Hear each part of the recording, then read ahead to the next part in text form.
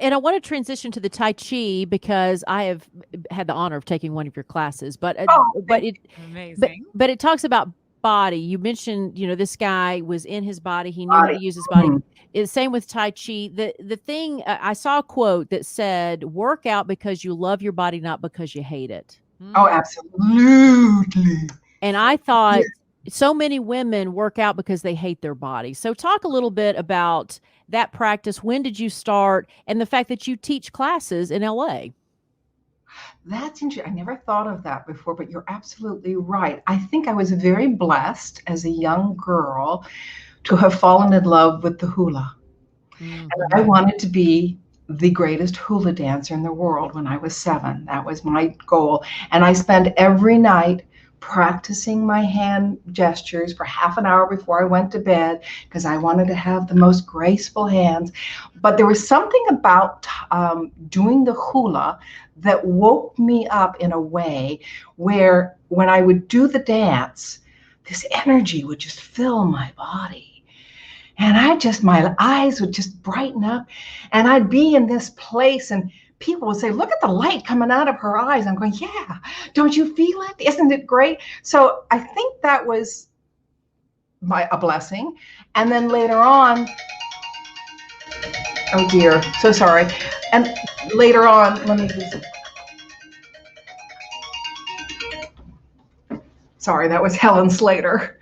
Sorry, Helen, I'll get back to No, you. are you sure you can No, take no, it? I no, mean, you could you could bring her on the show. I mean, on the show.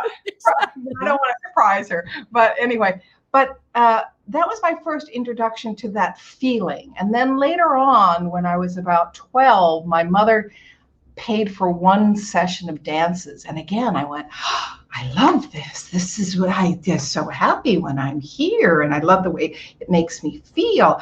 So later on, when I discovered Tai Chi, I went, oh, I see. I'm learning how to connect with my energy, the universal energy, learning to expand that energy, learning to move that energy through my body, and so on. Sorry, Helen, I'm on a podcast. I'm on a podcast. tell her You're we not said hey. live. It's Helen Slater. Yeah, yeah. I'll hi. call you back, darling. Okay. All right. Bye. Sorry.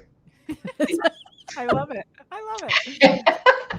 Yeah, that's interesting. Also, becoming an agent. That's a whole nother story. But Yeah, we're anyway, going to talk about that. Yes. but Tai Chi to me is the greatest exercise that you can do. Tai Chi and Qigong, okay? Because as we get older, we have various traumas that we have to deal with or illnesses and whatever. And I want to know how to heal myself. Mhm. And when I had this experience where literally was healed within a couple of hours by an acupuncturist, I remember he worked on me for about 3 hours. I'd been sent home by silver spoons by the producers. I was sick. They said, go home. We need you to be on camera by tomorrow. And instead, I went to my acupuncturist and I said, you've got to heal me. They wrote this episode where I get to sing and dance. And I said, this is my dream come true. Dancing, I'm comfortable with. Singing, not so much. But I'd studied singing and they'd written this little ditty for me. And so anyway, here I had this horrible head cold. And this acupuncturist worked on me. And on the third hour that he worked on me, all of a sudden he twiddled a needle in my third eye area. And all of a sudden I went, oh, oh, what just happened? And I could feel his energy literally going to the top of my head, all the way through my body. And I went, oh, I'm all better. Completely healed. I went back to the studio, walked in, and they said, okay, what drug are you on? Because we all want some, because you were death warmed over when you left, and now you're perfectly fine.